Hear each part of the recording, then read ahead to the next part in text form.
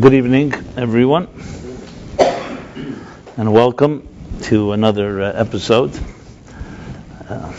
of Wednesday Night Live. My name is Rabbi Jacobson. I introduce myself to you all and everyone in the web audience, wherever you may be.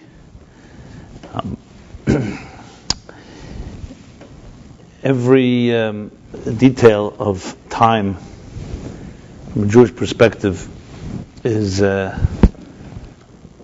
filled with potent energy, because not just space but also time is energy. So though time is an invisible traveler or an invisible force in our lives, but as opposed to space, for example, but especially in the last century, modern physics, Einstein and other theories have shown how time is a critical component in the triangle, what they call time, space, man.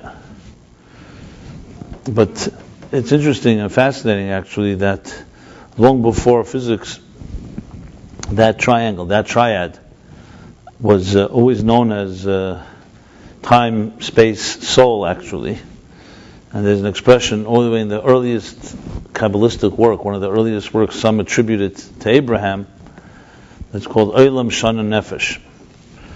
That the entire book of formation, Sefer Yetzirah, is built on that structure. Olam is space, Shana is time, and Nefesh is spirit, soul. And today in science that has become a key component, because each of us is the person that travels through space and time, and the combination and the synergy of these three have a profound impact on what defines existence. So in the context of the month that we're in right now, the time that we're in right now, this is the Hebrew month of Kislev, which the conclusion of the month is with the holiday of Hanukkah. So you can say that the energy of this month is the energy of light. Hanukkah represents light. Hanukkah represents the illumination that we begin lighting the Hanukkah candles, and every night we progressively grow. So it's celebration and honoring of light. But it's not just plain light, it's also light that comes out of darkness. So if you know the basic Hanukkah story, is that in the temple, the menorah, which was lit every day, was defiled and desecrated by the Greco-Syrians.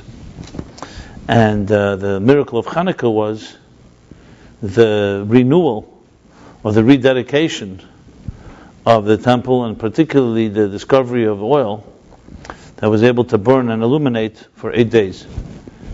So it was a light that came out of darkness, out of shadows.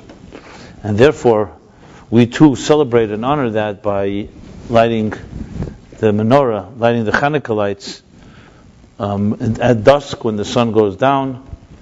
And as the Talmud says, we light it at the door post facing outside, all signifying and symbolizing the idea that it's not just about creating and generating light and energy, but it's also about illuminating the dark part of the world. So until, as I mentioned, until the last century, these ideas of light and dark, these ideas of time, space, and soul and spirit, were primarily in the domain of the mystics or of religious people. Today this has become basic science and basic way of understanding the universe. So besides time, space, and soul, also the concept of light itself. Until Einstein theory of relativity and special theory of relativity, we did not know the power of light. I mean, it was always known that light had power, but light was a mysterious force in existence. I mean, so where were we? Light. So Maxwell, before Einstein discovered the concept of photons, which is that light is made up of so-called packets of waves or particles. And as I was saying, that before there was any type of artificially generated light, which means through electricity, I mean it's real light, but it was man-made generated. Before that, natural light was the sun, was the moon, was light that came from flames or fire and other natural sources.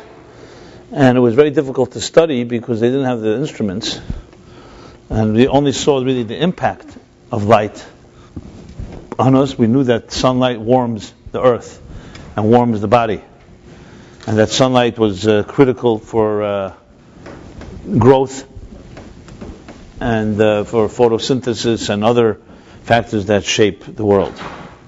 But to understand the properties of light, because of its intangible nature, was very difficult. And it's fascinating, which really deserves its own discussion, not tonight, and that is the parallels between the mystical understanding, especially in the Kabbalah, especially in the writings of the Arizal, the Holy Arizal or Isaac Luria in the 15th century, and prior to that, in different Kabbalistic texts, how light is the primary metaphor of understanding every form of energy. So you've heard of ideas, let's say, Or Ein Sof, the light of the infinite light, or the concept of light and Tzimtzum, which is light and contraction. The principles of light are critical in understanding the mystical dynamics and the building blocks of existence. And this goes back thousands of years. Even when you open up a Bible right in the beginning, when it says that the earth was covered in darkness, and then God said, "Let there be light." So look, initially, when you read it on a very rudimentary level, it sounds like a nice thing, God created light. But when you understand physics, you see why that was the number one creation, the creation of light. The idea that light is not just light as an illumination, light is energy. Light is the key behind all technology. Essentially, the idea that there's a thing called airwaves or light waves, or that we benefit from through television or internet or cell phones, or any type of communications technologies, anything that is transmitting something faster than the regular process that time and space allowed, is exploiting the forces of light and energy that are invisible to the naked eye. So there were no such thing as infrared, there was no such thing as ultraviolet rays and so on. We would not be able to have any of the technologies as we know them today. The idea of transmitting sounds, let's say, that we benefit from through radio, or today, or sites through, as I said, television. Any form of broadcast and streaming, including what's going on here, for good or for bad, is connected to light and energy that it emits. And most of it is really invisible to the naked eye. You know, right now this room is lit up, but or when you go outside in the daylight, it's lit up. But how many rays are actually coming from the sun to earth? We know there are many, many rays that affect us in many ways. Like just all you need to do is when you tan at the beach. You know, it's not just light. Something's happening that's actually having a direct impact on your skin. And or other impact that are not visible. When you look at the light to the naked eye, what light does is it illuminates, and you can see what otherwise is in the shadows or in dark. So when you turn on light, nothing new is created. At the same time, without it, there's no way of seeing anything. You walk into a room that's dark, you can't make sense. You can bump into a table, fall down steps, God forbid, or anything like that. So light has many, many properties, and technology is essentially the understanding of the transmission of, I wouldn't even use the word light, it's really the word energy is maybe the most appropriate word. And energy flows in many, many different ways, and many ways that we still have not yet fully discovered, or definitely not discovered how to create tools and instruments to access it. So the first step in the discovery of technology was understanding that there are forces that are naked, that the naked eye cannot see. Invisible forces. The second one, once you discovered that and discovered its properties, then technicians and scientists were able to create instruments to channel and to absorb and to so-called ride on these waves no pun intended. In other words, to take advantage of them and turn them into tools, instruments, and machines that we use today that make our lives that much easier and faster. So once they discovered that there was these type of waves that moved at the speed of light, for instance, or even faster, even though there's nothing faster than the speed of light. Lately they're trying to discover some particles that may be, but once they discovered that, then you could right now be right here in New York and be viewing a live event in Australia, which is thousands and thousands of miles away, and it would take 20 hours to fly there with a plane. Right? To swim would take a lot longer than that. And yet you can instantaneously see something that is happening exactly as it is there. It's quite miraculous if you think about it. How is that image of an event that is so far away from us happening right here? How is it defying time and space? That always was the limitation. There was a limitation between one place and the next. The fact is that one space distant from another takes time for it to travel.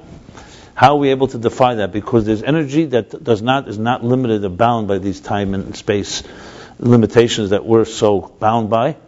And as a result, when you're able to ride on those waves, you're able to tap into them, you can transmit through those waves messages that travel far much faster and essentially transcend time and space as we know it.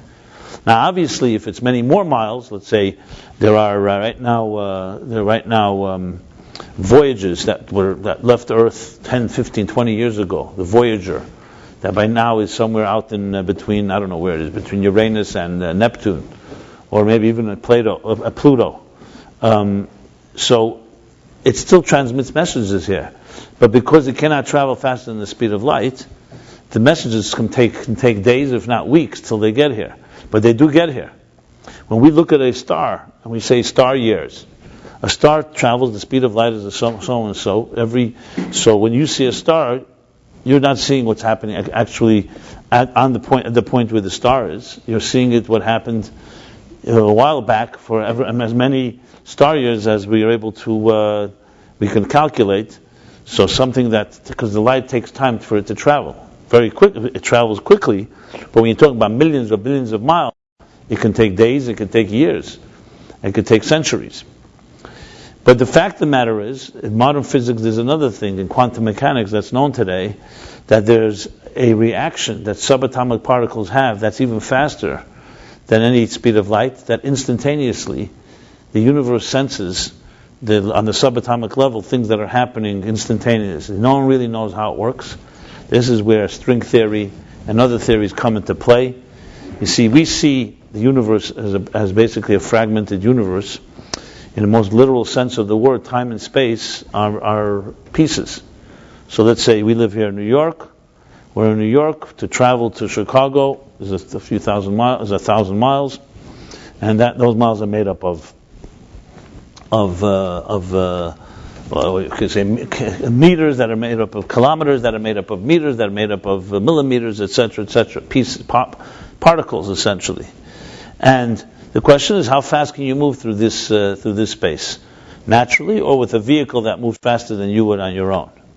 That's how we see the universe, made up of parts. And same thing with time. Today, time is divided into hours into minutes into seconds, milliseconds, etc., etc. But in the quantum state, and I'm not going to go into a whole physics lesson here, but it's very fascinating. In the quantum state, the universe, on the deepest level, is not made up of parts. Some say it's like one big tarp, like one big, mosaic or tapestry. No idea what the soul of the day is about. In other words, you can keep Shabbos but not be Shabbos-dik, just like you can eat kosher and not be kosher.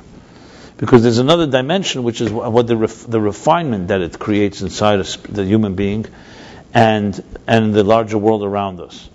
So the way the Zohar puts it, there's a body of Torah and there's a soul of Torah. And just like a body without a soul is a corpse, a soul without a body is not concrete and not grounded in this world. So you need a fusion of body and soul.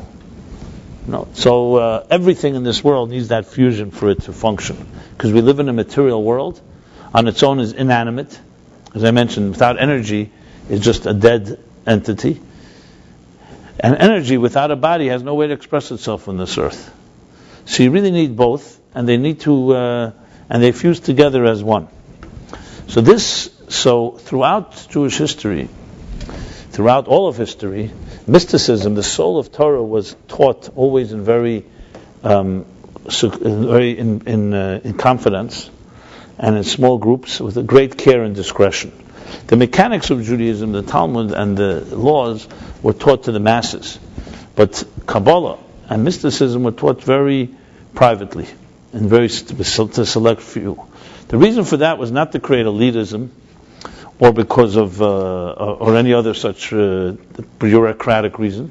The reason was because when you get to the soul of things, if you don't have the proper discretion, proper preparation and disciplines, it could be abused and not really appreciated properly. So in Judaism, besides the fact, so the rituals, mechanics, these are the things you do, the do's and don'ts. But the inner soul of how it works, there was a select few that knew about it in every generation. The masters knew, but most of the masses did not. But as the generations passed, especially in the time of the 15th century of the Arizal, for different reasons, primarily two reasons are given. He began, as the Arizal put it, was mitzvah legalizes hachachma. He declared that now is a time to begin to, it's a mitzvah, to begin to reveal this inner wisdom. And he began to propagate it, teach it, disseminate it, still to select students, but it became more public. And with each generation since then, it has become more and more pronounced. The Baal Shem Tov was the one that brought it to the point where, as the expression goes, to spread the well springs outward. Another expression of reaching the larger masses with this soul dimension. And the Alter Rebbe, who I'm referring to, who was released from prison, codified it and turned it into an institute, into a comprehensive intellectual structure, and hence the name Chabad, which means an acronym for Chochmah Bina Das, which is the three main primary faculties of the intellect, of the cognitive process. A spark of an idea, a development of the idea, and the conclusion of an idea. And he turned it into a system that is very rational and extremely accessible. Whereas till the Alter Rebbe, it was mostly inaccessible due to its cryptic nature. So there was no way you could open up a book, but you would no way to interpret it without a master and a teacher. So just to explain the significance of this day, the reason it began to be revealed, there are two main reasons given for it. Because number one is that right before the dawn is the darkest moment. The dawn is darkest before the moment of dawn. So, in a sense, as a preparation before the dawn of the Messianic era, where there will be a total fusion of heaven and earth and matter and spirit, there's a light emerges in order to counter this darkness. And the second is that it's a taste of what there's to come. There's a law, halach in Judaism, which is interesting. It's again about food, Jews and food, that on Erev Shabbos you're supposed to taste of the foods of Shabbos. So not only on Shabbos do people eat, they also on Friday have a foretaste, like an appetizer. And of course the significance of that is that when you prepare for a special moment, it's good to not just jump into it, but to acclimate yourself. So in a spiritual sense of the word, as a taste of what is coming in the future, the revelation of mystical teachings of the soul, the teachings began to be propagated, began to be taught and disseminated. So the two reasons are, one, to counter the darkness of the dark ages and the difficulties and the materialism of our times, and number two, as a taste of what is coming. In simple English, it means, similar to the breakthrough of technology as we know it today, that in the last century or two, there's been a proliferation of technology that is unprecedented. And everybody wonders, how is that? Usually, knowledge accumulates. So you would think that in every century should have been an equal amount of innovations. But you see, from approximately 1840, what they call the Industrial Revolution, there was a sudden explosion completely disproportionate. The amount of things discovered from 1840 till today, it's like 150 years, more a little 170 years. More has been discovered beyond, not even comparable to the 1,000 years before it. How did that work? It seems that, as I said, development should have happened. Every century should have been a few things discovered. Suddenly, now of course there's a certain exponential element to this, that if people have been exploring the universe, scientists, from the beginning of time, so there comes a point where it all accumulates and then there's an explosion. But it still doesn't explain how it all happened just 150 years. The Kabbalah, the Zohar, a text that was written close to 2,000 years ago, does explain it. It explains it exactly the same way that I just stated it. That as time passes and the material world gets more intense, there is a revelation, a breakthrough on all levels, not just the mystical teachings, but also scientific breakthroughs. And it's a taste of what is to come. So in a sense, you can say, if history is like a process that evolves and improves itself, the fact that over the years we have, through our own actions, for every mitzvah done, the millions and millions of mitzvahs that have accumulated, they have actually refined the material world to the point that it is a more of a transparent channel for energy within, which is the essence of what technology is about, the bridge between matter and energy, as I was discussing at length earlier. The ability to tap into matter and discover enormous amounts of energy within. This is the essence of nuclear energy, the essence of atomic energy, the essence of every technology is that. That in a small transistor, microchip, you can pack so much power is because we're learning to tap energy even in the strand of a hair. And the same is true, for example, on a medical level, just to show you how consistent this is. Today we know that the things that shape our bodies and shape our health are invisible to the eye. Things like DNA, chromosomes, genes, cells. These are microscopic details. 75 trillion cells in the human body, and one mutant cell can wreak havoc. And the same is true in the microscopic level in the larger universe. Same is true, for example, in a computer program. You could have millions of lines of code, programming code, and all you got to do is miss a dot or add a dot, and it won't work, or will actually cause damage. This was inconceivable, because once upon a time we thought power was in size, was in quantity, was in enormous.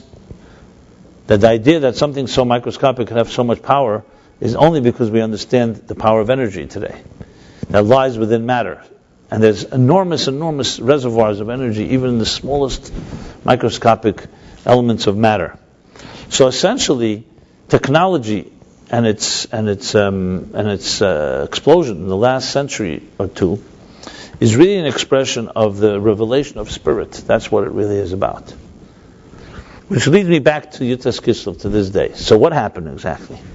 So as it was evolving, the masters, understanding that what was going on, began to teach this wisdom to larger audiences. But there's always a trap. There's always the trap. Because the concern that was always existed was, can we actually really appreciate it? What will happen when people abuse it? Look, the fact of the matter is, many people are interested in reincarnation and previous lives, and palm reading or face reading or other mystical ideas simply because of its sensationalism. There's a certain addiction or obsession with what we call exotica, the exotic. If someone were to tell you there's going to be a class about your previous life, unless you're a cynic or you've been burned or they're charging too much, people are very fascinated by this. Even if you don't have your life together, as it is, to hear about previous lives. So some people may think in terms of, why they're so interested? Because you don't have your life together, so maybe if I find out my previous lives, it'll give me some control over my life. Or things like dream interpretation, and so on. So Judaism was always appreciated, understood the profundity of all these mystical ideas. Yes, reincarnation, what's called Gilgal, is entire science in Judaism. And so is the other things I mentioned. Just in these week's chapters, we read about dreams and dream interpretation, Joseph and so on. And yet you find that in mainstream Judaism, you don't find any type of real emphasis on this. If you go to a tzaddik, or to a rebbe, or to a mystic, and try to explain, try to get him to try to teach you about your previous lives, so if he's a tough guy, he'll just throw you out. And if he's a nice guy, he'll basically tell you, listen, it's hard enough to figure out what we're doing while we're awake before we get to our dreams. Or as they say about in the world of the realm of Kabbalah, they say those that know don't say, and those that say don't know. I always use that as an introduction whenever I give a class on Kabbalah, which of course creates the quandary: can you trust me then? Because whatever I say, those that say don't know, and those that know don't say. You get the idea. So, nevertheless, as I said, the Arizal stated clearly, it's mitzvah legalit zeis hachma. The time has come to reveal this inner wisdom. And as the generations passed, this became more and more a prevalent component, which was what the Baal Shem Tov did, and what the Hasidic masters did. As I said, being that tonight is Yutas Kislev, the 19th of Kislev, which is celebrated, especially among Chabad Hasidim and others as well, as a time of what they call the Rosh Hashanah of Hasidus, because it wasn't just the release from prison; it was a vindication, an endorsement of his method. And what was that method? Was to make it accessible to the masses, which was unprecedented. Because there is great fear. Because when you allot this wisdom out, people who are not prepared can use it for the wrong purposes. Because you have to be mature. So the mechanics of Judaism, as I said earlier, the Talmud and Halacha and Jewish law were always taught and studied, because there's no real danger involved. It's mechanics. But when you talk about this, studying the engineering room, the wiring, inner wiring, and you give it to the wrong people, they can mess it up and definitely not appreciate it. Which is why it was always studied with great care. In the Mishnah it says you don't study Ma'aser Merkava, for instance, which is basically another word for mystical teachings. In public, you study it one-on-one, one teacher, with great care, because this is the inner workings of existence. And then put into the wrong hands, it will be mistreated and abused. And there's actually a story, an episode that happened with the Alter Rebbe, the Reb Shneur Zalman that I'm referring to, that as he began to teach it in a more accessible way, making sense of it, he was actually criticized by some of his colleagues. Overall, this was the essential disagreement between what was called the Misnagdim and the Chassidim, between the Litvish world and the Chassidic world, that they felt that this was not meant to be taught to the public, and that it can create problems, like, for example, Shabtai Tzvi was a false messiah, Jacob Frank, and others who misinterpreted and distorted concepts in Kabbalistic teachings to the point of actually decadent behavior. Because when you start studying the ideas in mystical teachings, which deals a lot with metaphors that can be seen as sexual or intimate, and you don't appreciate the subtlety of it, it can be distorted. The concept of elevating sparks, of discovering sparks in everything in existence, even in evil. If it's misunderstood, a person like there was the Frankists in the 18th century, they interpreted it as creating orgies and so on, because you have to reveal and redeem the greatest sparks are the ones in the greatest sins, which was a major distortion, because that's absolutely unacceptable. The Talmud says that someone who sins and in order to do tshuva, their tshuva is not accepted. So there's a method of redeeming sparks that has to have a lot of subtlety, a lot of humility, modesty, and done in the proper way. So put in the wrong hands, the whole thing can become very distorted. And you see even in today, the criticism of different Kabbalistic schools of thought, where it becomes too popular, it becomes like pop culture. If it doesn't translate into responsible behavior, where a person becomes a more refined human being, and just an exotic trip into sensational dimensions, instead of really making you a more responsible human being, then it is a distortion. And yet, these great masters, like I said, like the Reb Shneur Zalman and the Baal Shem Tov, and before that the Arizal, made it clear that it's mitzvah legal, that this is the time has come to reveal this wisdom. So the question is, what was the response to the argument against it? And was a great mystic, the author of the Zohar. But it always remained very private, remained very confidential. And as I said, not everybody was allowed into the engine room, so to speak, because you had to earn your way to go there. But as the generations passed and the world has become more refined, so as I said earlier, for two reasons. As a foretaste of Shabbos, on Erev Shabbos, you have a taste of that inner wisdom that will be the domain of the Messianic age, when matter and spirit will be joined as one. And secondly, to counter the darkness, like this child. When there's a lot of darkness and such heavy assimilation, you need to have the mystical teaching, because it's the only thing that can speak to so many souls. That makes it come alive and is dynamic, instead of just saying somebody do this and don't do that. So for those that get away with teaching their children or themselves that we just do things out of completely what we call Kabbalah soil, we just do it rote, so be it. Even that is not considered optimal. When you read the Haftorah, for example, of the Shabbos before Tisha B'Av, God actually, in very harsh terms, the prophet says how God abhors and is repulsed by mechanical behavior, by mechanical mitzvahs. He says, I don't need your lip service, I don't need your sacrifices. If it doesn't refine you as a human being, what do I need it for? This is clear prophecies and clear statements in the Torah. And the Torah is filled with statements like Das, like know your God, feel your God. It's not just about doing things, it's about experiencing, having a relationship with the divine. We don't just see it from a Jewish perspective that we are servants and slaves to a master. We also have a relationship. We're partners. Shutef l'Hakadosh Baruch Hu. We are partners with God in a certain way. Yes, there's a certain distance, but there's also a closeness. And all you have to do is open up a Bible and read it literally, without any mystical interpretation. God took a piece of earth and imbued it with what? With His breath. And turned it and said, I want to create a human being in my image. However you explain that. One philosopher once said, where's the only place that God defied His own second commandment? God said, don't create anything in God's image, and God created a man in His image. Man meaning man and woman, human being. And it says clearly, in His image, in God's image. That means there's a godly part to a human being. However you twist or turn it, that's what it says. So there's a partnership and a closeness, and that's not just about obedience and following. That's a part of it.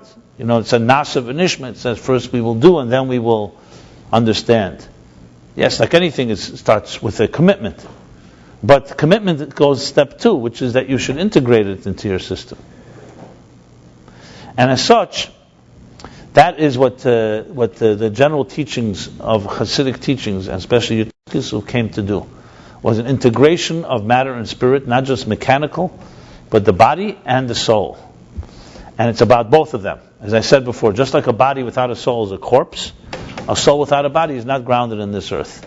So to just have the soul of Judaism, the Shmosa Daraisa, without the body, would be a soul that's not grounded in this earth. It's also not sufficient. So it's a fusion of two of them.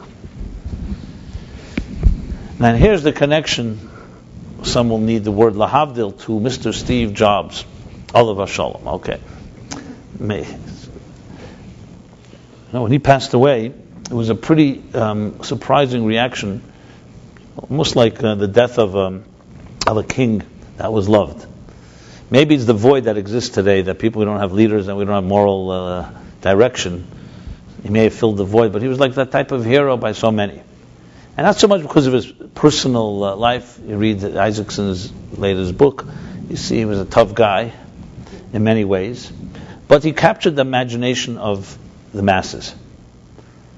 Obviously, part of it is due to the creation and of such bold machines and instruments, but also some type of it's almost like in a way like what Steven Spielberg captured with certain of his films, the enchantment, the childlike part of us. He captured a certain intuition of instruments can be a direct extension of who you are in the most powerful way. Some say the fusion of technology, style, design, and culture. And he, in his own words, he was looking to make a cultural revolution, not a technological one, which is completely different than all other technology companies. And he did. He turned it into a culture. And when you study as I mentioned before, the dynamics of technology in general, and the revolution, the technological revolution, it comes down to being a very spiritual in nature. I know not everyone relates to it that way, but not to sound sacrilegious, but some attribute that the computer revolution, starting with Steve Jobs and Wozniak and others that were the pioneers in the early 70s, was a byproduct of their LSD days, which allowed them to think in new ways, in bold ways that people didn't think about before. Before anyone gets it wrong, I'm not here to endorse any type of psychedelics or foreign substances, but nevertheless, in our generation, the last generation, you find people who experimented with mind-bending substances that were, of course, quite destructive as well, but also had certain type of insights that others did not have.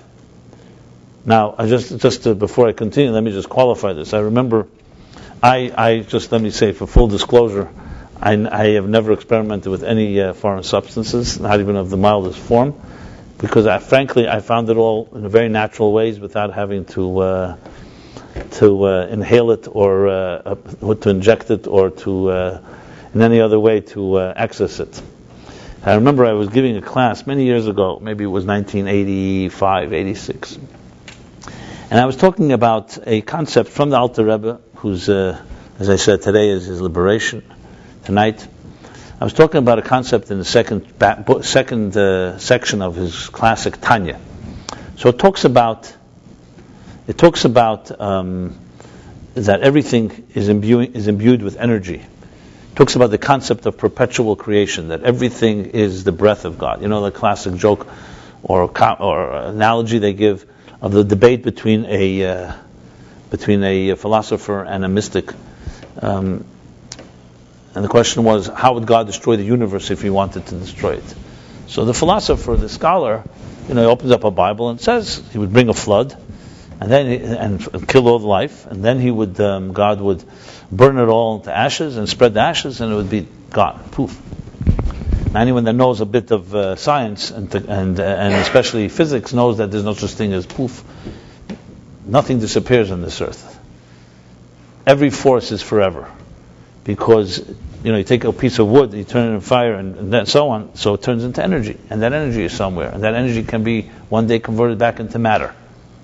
But forget about that part. But it looks like it disappeared. And then they asked the mystic, the chassid, they asked him, so how would God destroy the universe? He said one word: God would do nothing. He would cease to breathe. He would cease to will. He would cease to generate energy. There's no energy, there's no existence. And this isn't just semantics, it's a different way of looking at the universe. Where does it begin? Does it begin with matter and then it has some energy within it? Or does it begin with energy and then it manifests in matter? So as the mystics understand it, it's the other way around. It starts with energy. If I cease speaking, there's no words that will come out of me, and that's it. They don't have any substance. So in essence, therefore, as he explains there in the Tanya, that everything is really pulsating energy all the time. The fact that you see a physical object is because we also don't see subatomic particles. And we also don't see all the layers of energy within this room here. You suddenly use your cell phone or texting, and there's energy in this room, even though you don't see it. Something's bringing that message in here.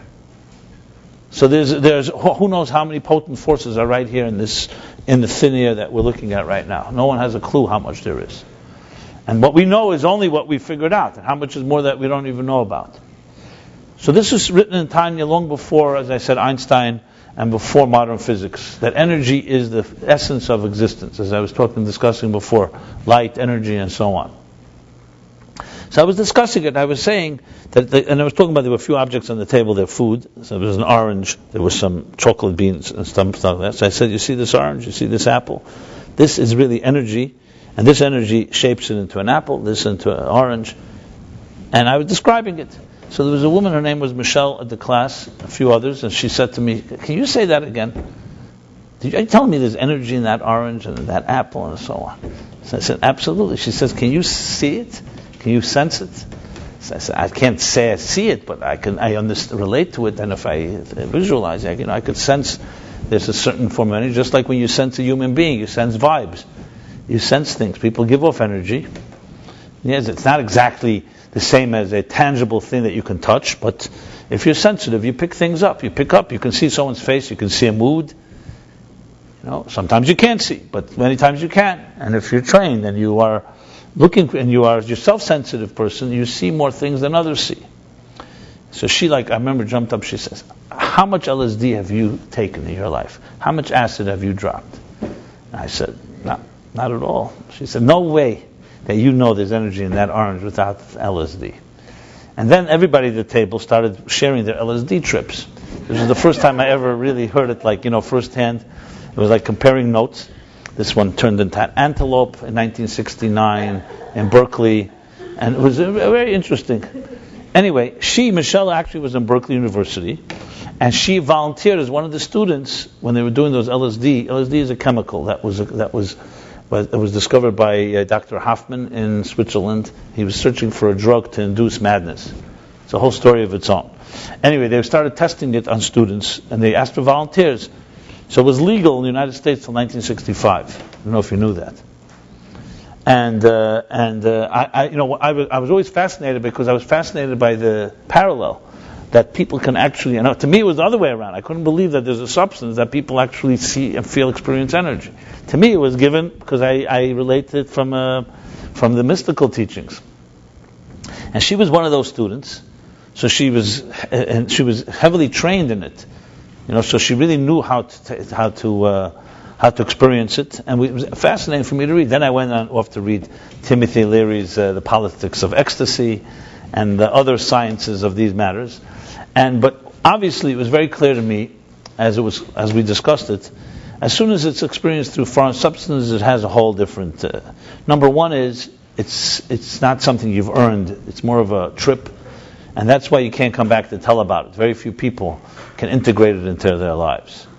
So I just wanted to qualify what I was saying by not giving anyone the impression that I'm suggesting any type of endorsement, or I'm definitely not giving a hechsher, as they say, for these type of experiences. But Steve Jobs and these guys did experience, and it definitely opened certain horizons for them. Now, if they had learned Chassidus, they would have also experienced it. That's what I'm here to say. And the interesting thing is that long before modern physics, quantum mechanics, and long before the discovery of these type of new understanding of the universe as we understand it today, on the quantum level, on the subatomic level, there was the teachings of Kabbalah and Chassidus that talk about this very directly, about the integration of matter and spirit, the integration of body and soul. So many ways, even though it's not known, and perhaps the day will come, what Steve Jobs was a genius at, fusing seemingly diverse models, diverse cultures, including technology and design and culture, and the ability to create a seamless flow that you literally can use a machine that becomes an intuitive extension of your senses, is rooted in pure Hasidic thought.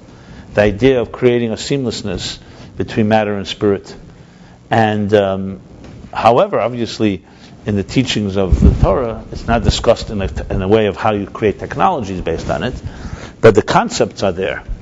And should these concepts be become well known, I have no doubt that they can create new revolutionary and pioneering technologies and so on. So I thought that this evening, because it's Yutas Kislev, would be good to emphasize as a tribute. Maybe what I'm saying now is too sizzling, so the online experience has been compromised, right? I'm thinking it's either that or Steve Jobs, and this is it. Okay, good. So I have deniability. Jeff, I have full deniability in case anybody misunderstood what I said. I could always say I never said it because it's not been recorded. Fine. Or maybe it's being recorded for all we know. Who knows?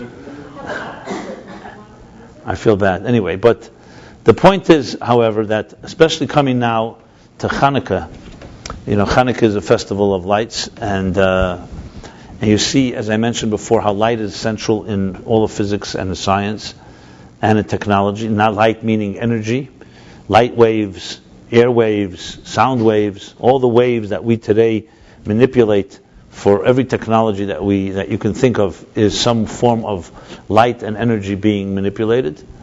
It's fascinating that in Judaism, light has always been the central component of first of all, as I said, the beginning of the Torah starts, let there be light in a dark world. You have Shabbos candles, Hanukkah candles, Yom Tov candles. In the menorah in the temple, even though the temple had other components and vessels, the menorah has a central role. There are entire chapters that just talk about the menorah more than all the other vessels. The chapter of Tetzaveh begins talking about the pure olive oil with which they lit the eternal flame. Ba'aloischa begins with the lighting of the menorah. And then, of course, on the sad side, we light a candle for a Yizkor candle, for memory of a departed soul. All because light captures energy, captures the essence of the whole story. This essence of the whole story, as the book of Mishlei, Proverbs says, Ner Hashem Nishmat Adam, that the flame of God is the soul of a human being. Our soul is a form of light and energy. That's what it is.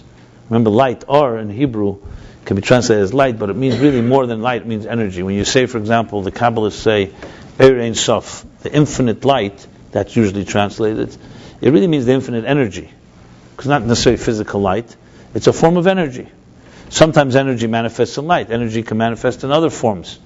Heat is also energy, and so is sound. And so, as I said, all the technologies we use, they're all different forms of energy. So energy essentially is the essence of all of Jewish thinking. Take away the word light, call it energy, and it takes on a whole different contemporary meaning. As I said, it's powerful because this all precedes anything that science ever would have discussed. There's no discussion at all of energy 1,000 years ago, 2,000 years ago, let alone tapping into it. Because from Jewish perspective, and especially I'm using a little Kabbalistic language, a Hasidic language, the whole purpose of existence is to reveal the hidden energy within everything and to actualize its potential. So everything in this universe has potent energy. So in Tanya, when he says that every moment God renews existence and imbues it with energy, and it's our mission is to reveal that energy. To use a Kabbalistic metaphor, divine sparks. So a businessman looks for opportunities everywhere, and a Jew looks for spiritual opportunities everywhere. Meaning divine sparks. Each of us is allocated with a certain amount of sparks in our lives. And those sparks are embedded into your life, in your work, in your family, in your food, in the opportunities, the places you'll travel to, the places you were born, the people you'll meet, everything. Every divine providence. You walk in the street, you meet something, you see even a leaf turning in the wind. All this has sparks. All of this is opportunities. A person who's truly on a higher state of consciousness is always looking for this opportunities. Of course, it means that he's not thinking about himself or herself, but think about why is he experiencing this? Why did God put him in this place? How could he use this opportunity for a divine purpose? That's a person who's completely aligned. The rest of us are involved mostly self-interest with our own needs, and from time to time we have maybe an awakening and to do something for a sort of higher cause. Or it's a combination, ulterior motive and higher purpose. But the point is that each of us is given these sparks, or essentially given energy. But you have to actualize it. So when something is given to you, a gift, it could be the gift of writing, the gift of music, the gift of being a sensitive person. All the gifts are given. This is a potential state. It's energy. If you use it, you actualize it. If you don't use it, it remains like a wick, a fuel that's never been lit. And a fuel that's never been lit remains in a latent, dormant state and never actualized. So our mission, exactly like Hanukkah is to take the wick, our lives, and light it. Take a potential and turn it into something actual. This is as basic as it gets, but if you think about it, it's the essence of all of life. And is the essence of all of technology. That's what the great scientists, and including Jobs and others, what they discovered was how you take energy and turn it into instruments that can make life easier. To the point where it becomes, like I said, seamless. We almost can't tell that it's a machine. I remember, as a writer myself, in the early years, we had a thing called a typewriter. Anybody's old enough here to remember what a typewriter was? Yeah, remember a typewriter. Today they're in museums. Who has a typewriter? But I still have my old original typewriter. I just kept it as a relic. Should anyone ever deny the existence of a typewriter, I have one to prove that it existed. Okay, besides my memory. So till 1981, I used a typewriter. I typed a lot in Yiddish and in Hebrew, so it was a Hebrew typewriter called a Hermes typewriter, a green typewriter. Okay. Yes, with all the painstaking stuff of whiteouts, and then having to retype, and all the stuff, and the ribbons dying, and it's all physical. And then keys getting glued to each other, getting your hands black, etc., etc. There were no fax machines. There was carbon paper if you wanted a copy. There were copy machines then. They didn't have yet plain copy machines. It was, I'm speaking about prehistoric times. There was this, that type of like magnetic paper, if you remember, that would fade after a few years. Whatever it was called, like rolls of this paper. It was like it had this ridiculous smell, and also was. Then I still have some of this copy. They faded.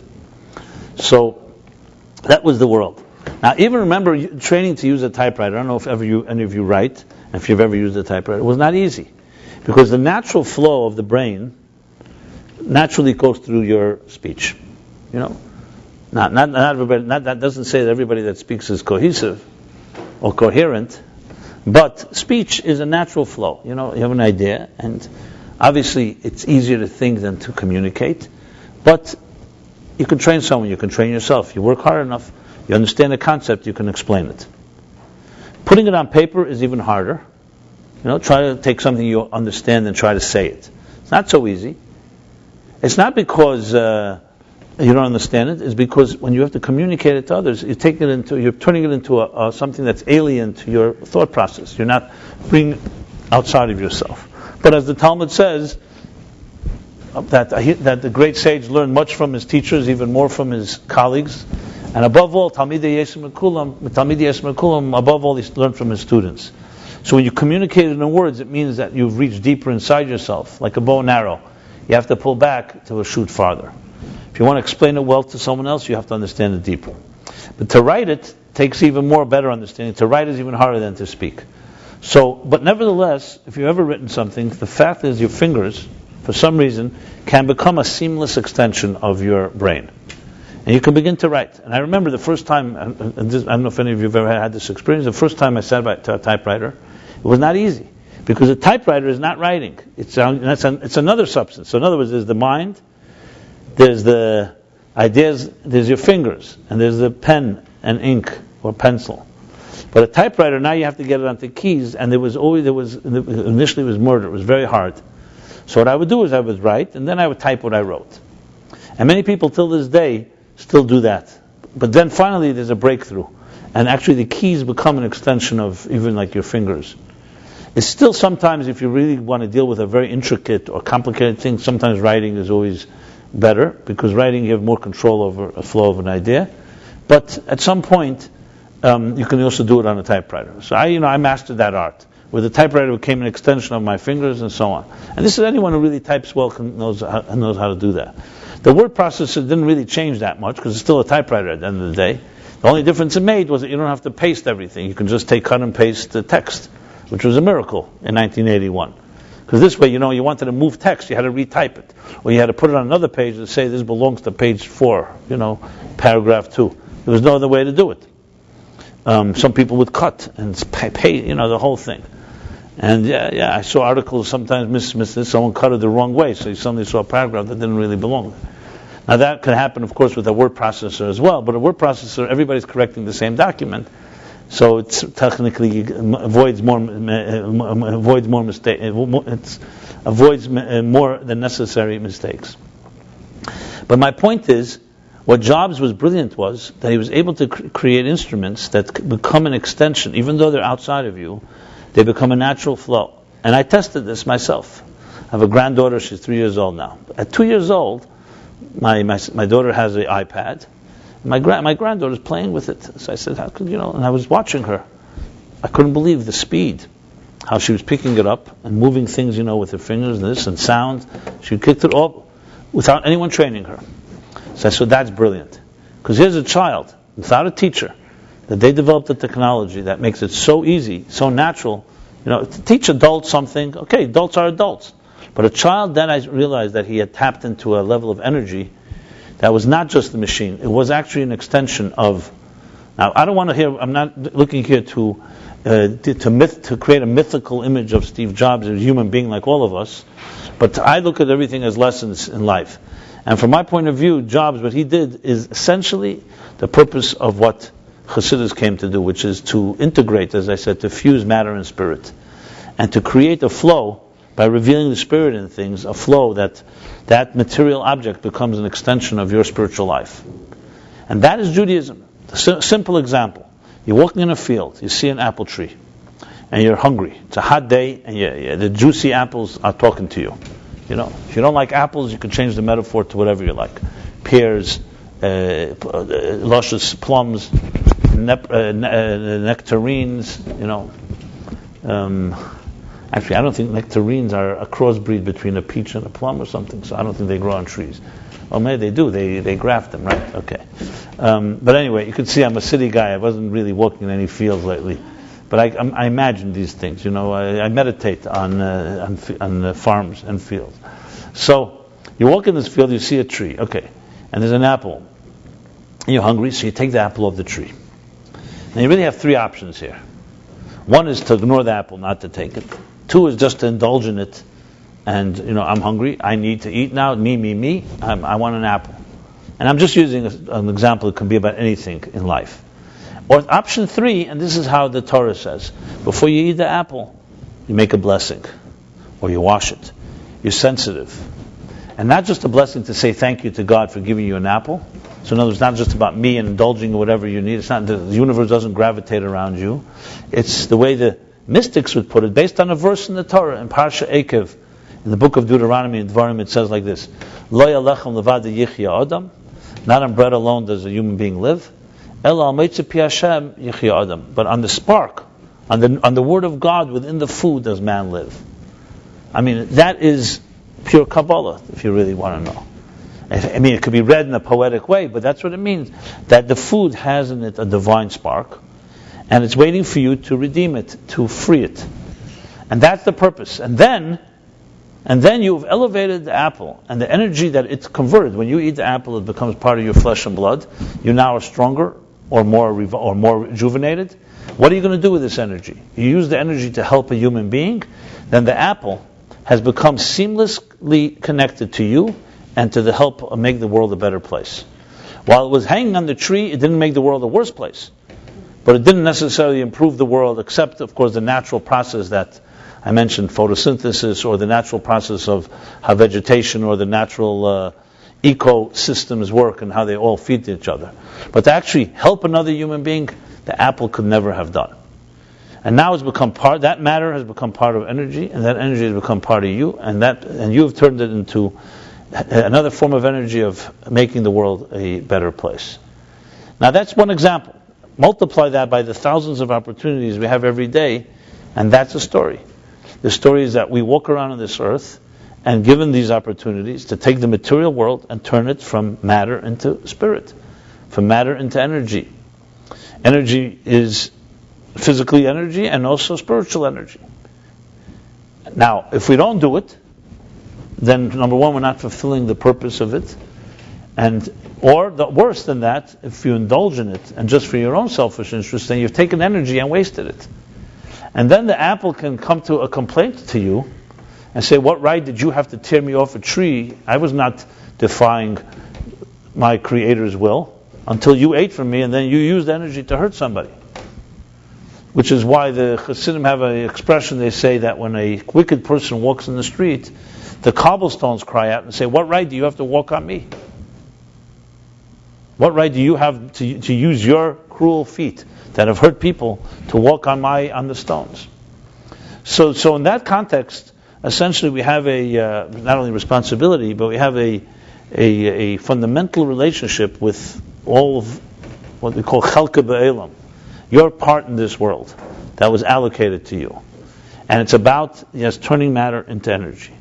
If you adopt even a bit of this in your life, trust me, your life will change. Because number one, you take control of your life. Things don't happen to you. They're presented to you. They're all opportunities. So there's nothing that's presented to you that you cannot do something with. Which puts you in a position of being proactive, not waiting, not a victim of circumstances. But these circumstances were presented to you. What are you going to do about it? You were given all the tools you need, the wisdom and the soul, to redeem and reveal the soul and energy within everything. And secondly, it also does self-actualizes. As I said earlier, like the wick that's lit, it's about self-actualizing what your potential is. When you use your intuition, your intelligence to look for these opportunities, it makes you a better person, makes you a greater person, as opposed to someone who just sees, I'm the center of the world, ani va'afsi eid, nothing else but me, and everything is there to serve me. It may sound very appealing, but it never makes a happy person. People like that are never satisfied, because there's always more to consume, and there's always more to acquire. And you know something? A giver builds sense of confidence. People who have confidence to give, because they don't think they'll be diminished by it. And people that are insecure are usually takers, because they need to constantly fight for their turf, so they're always taking from others, because they don't ever feel they have enough. The greatest secure people in the world are the ones that are the best givers, because they're fine. I don't get diminished if I give. Like, again, an analogy from the flame. One flame can light another flame without the original one getting diminished. Nothing in this material world works that way. Everything in the material world, you give a part away, you have less. You give half your food to someone, you have less food. You give half your money to someone, you have less money. But if you see the universe as being really potential energy, energy works the opposite way. The more energy you give, the more energy you have. And I'm not talking about Con Edison and utilities, and that. That's also material, turned into material. I'm talking about a flame that gives off light, a teacher that educates someone, a parent that inspires their children. Tell me a parent that has lost something by inspiring someone outside of them. They become greater, not less. Because anything on the true energy, spiritual energy level becomes stronger as it gives. Anything in the material world becomes weaker as it gives. So it becomes a taker.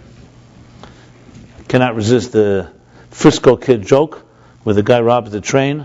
He robs the train. And before he steals everybody's jewelry and money and so on, and wallets. So before he jumps off the train, he says, remember everybody, lesson in life. It's always better to give than to take. And with that, he takes all their jewelry and leaves. So at least they got the lesson. Like they say, the man with experience meets the man with money. So the man with experience ends up with the money, and the man with the money ends up with the experience. Now, if this happens too many times to you, you should probably choose a different line of work. But anyway, much more can be said. But the point is, so we tied it together: Chanukah, Yitzhak Kislev, Steve Jobs, LSD, and a few other items. And with all the qualifications, hopefully we're all clarified, all the reservations and qualifications. But above all, everything comes down to action. Chanukah coming next week, there's lessons in it that says that we're not supposed to benefit from the flames, only to look at them. We say in Haner Salalo, not to use them for any personal gain, but to look at them. And one of the Rebbe says, you have to listen to the story that the flames tell. So next Wednesday night we'll talk about that, Chanukah. But meanwhile, it's a good way to prepare, is to realize the flames tell us a story. In a very subtle way. Flames are not loud, and they're not dramatic, they're not big fireworks, they burn gently and silently. But when you look at them, they have many, many lessons in our lives, including some that I discussed. And that the essence of life is energy and giving off energy. So imagine if each of us saw ourselves as walking menorahs, as walking flames. That you have a wick, which is your potential, but your mission is to ignite it. And then one flame ignites the next flame, and the next another, ad infinitum, without the first one getting diminished. And the flame, as I mentioned before, has the power to illuminate darkness without any effort. Fire and water are adversarial forces. Enough fire can evaporate large bodies of water, and enough water can extinguish the greatest fire. When it comes light and dark meet, dark is no match for light. light will always dominate over darkness. Of course, if it's a very dark room or a large room, a small flame will only illuminate one corner. But the area where light touches, darkness respectfully retreats without any effort. Which is the same with wisdom. Ignorance is the absence of wisdom. Darkness is the absence of light. If there's wisdom, ignorance is not like a match. Obviously, an ignorant person who has given a weapon and power can do a lot of damage. But if the level playing field, ignorance is not a match for wisdom. And this is not my expression. This is a verse in Kehelet and Ecclesiastes. It says, "V're'isi ani Shlomo Melech." King Solomon writes, "V're'isi ani, I've seen sheyesh yisrein hachacham min hasichlis ki yisrein ha'er min hacheshach." That there's a superiority, an advantage of wisdom over folly, as there is of light over darkness. And in Tanya, which is the book of Rabbi Shneur Zalman that I cited earlier, in chapter 12, he turns this into a fundamental psychological message that is absolutely revolutionary, especially in contrast to Freudian thought. And that is, he says, from that verse he bases that the idea that a human being, that you have self-control, and that your reflective mind can control your impulsive heart, is not acquired, but it's natural. Just as light naturally dominates over darkness, your mind and reflective mind, which is like light, chachma, can dominate over the darkness, sichlus, of an impulsive heart. Which means essentially, not as opposed to Freud, that the id, the dark id and selfish id, is the center of existence. According to Rabbi Shneur Zalman, who lived 100 years before Freud, the yid is the center of existence, not the id. The pintala yid, which is the spark. Going back to spark. A yud, the letter yud in Hebrew, is a dot. It's compared to a spark. Everything begins with a spark. Wisdom, a spark of an idea, like a flashbulb. And then it develops. And that spark is what connects existence to that which is beyond existence. Because when you think of a spark, it's like, where did it come from? Say, chachma, and wisdom, Chabad, chachma bin adas. Chachma is the words koyach ma, the power of what? Like when you say, where did that idea come from? So people ask, where do ideas come from? So initially some people theorize it comes from the shower head, because you get so many ideas in the shower. But then if you open a shower head, you don't see really a source of ideas coming there. So where do they come from? It falls into your head. Wherever it is, something like a spark. So in Kabbalah and Chassidus, it discusses that there's the unconscious mind called the koyach hamaskil, or chachma stima, the hidden wisdom, that is like a reservoir of water, and it drops like a faucet, sparks into our conscious reality. So our conscious mind is getting a taste of something from another place, which is why we see it as, wow, where'd that come from? Type of thing. So, let me conclude by saying that, so all of us have a choice every moment. Will you be the wick or will you be the flame? Will you be a body? Who is in control? Will your body tell your soul where to go, or will your soul tell your body where to go? You could answer this question for yourself where you stand. Most people, pretty obvious what most of our lives are like, but remember, for a body telling a soul where to go, it's the similar of the hammer telling your hand where to go. So that's how absurd it is. But we live in a world where this material existence seduces, tempts, and controls us.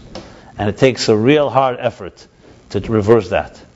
It takes a lot of effort to turn matter into energy. And more importantly, to see that energy is the captain of the ship, and matter is just the instrument.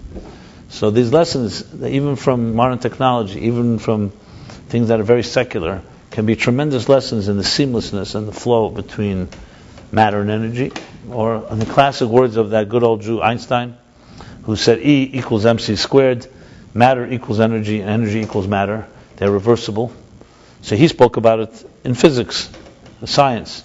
And Judaism, before Einstein, his great-grandparents spoke about it in spiritual terms. But it's the same idea, that energy is matter and matter is energy. However, the effort to break matter down and turn it into energy is work. So scientists do it their way. And we, as human beings, can do it in our own personal lives at any given time, at any given moment. And with that, we can change the world. So the real big question is, and this I conclude, is where will be the spiritual pioneering Steve Jobs? The person who will do the same what he did with technology on the human level, that create a gentler and more sensitive universe and world. But I have great hope because, as I said, Yutas Kislev is tonight, so it's 213 years from the time when this became like a mainstream type of approach. Still plenty of work to do, but at least the seeds have been planted, and the rest is up to us. So we have work and we have our responsibilities. So with that being said, I want to announce that Philip's class will not be taking place tomorrow, I know. And we will be here next Wednesday night, Hanukkah. We'll do a little Hanukkah celebration as well. We'll light some real flames. And if you have not left us your email address, so a way to stay in touch, I send out a weekly email thought and also announce the class and other things like that. So please leave us your email address. And also see me and the Meaningful Life Center as an ally, a resource. Think of it, we're all little flames trying to ignite each other, and we all need each other. And another quality of a flame is that when you bring two flames together, not only don't they oppose each other, they become like one. And just as they get close, they actually hug each other, and they become one in the physical sense of the word.